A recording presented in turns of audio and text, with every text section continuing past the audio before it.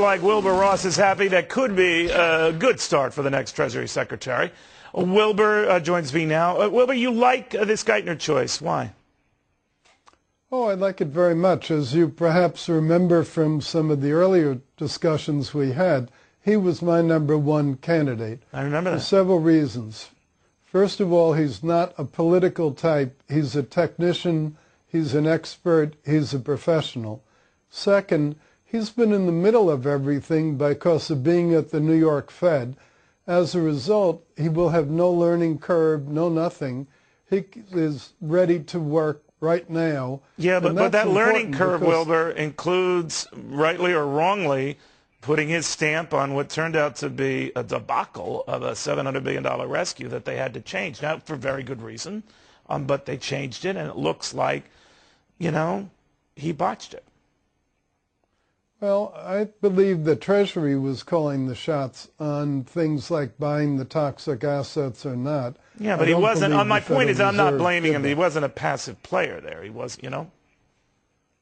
No, but we don't know what he said behind the scenes. It was Treasury's call, and the Paulson has kind of put the hard things over to the new administration anyway.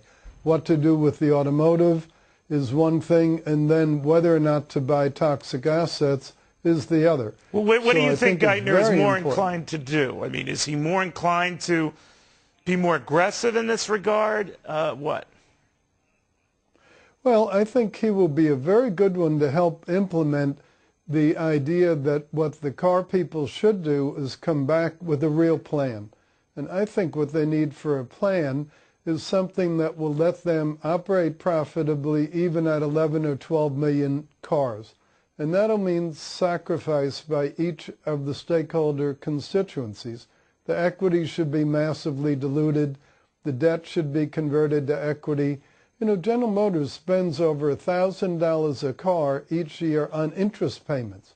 So their problems, their economic problems, are not just labor, not just pension funds. They have a lot of other problems. Yeah, but if you're Geithner, I know what you're saying, but if you're Geithner and you're the Treasury Secretary for a man who was elected overwhelmingly by union voters, and you're looking at a package for the auto industry potentially that would call for tough sacrifices and maybe opening up contracts, including legacy contracts with now long retired but expensive workers, I don't know how that's going to fly. Well, Ron Gettelfinger announced today that he was prepared to go back to the bargaining table as part of a comprehensive package.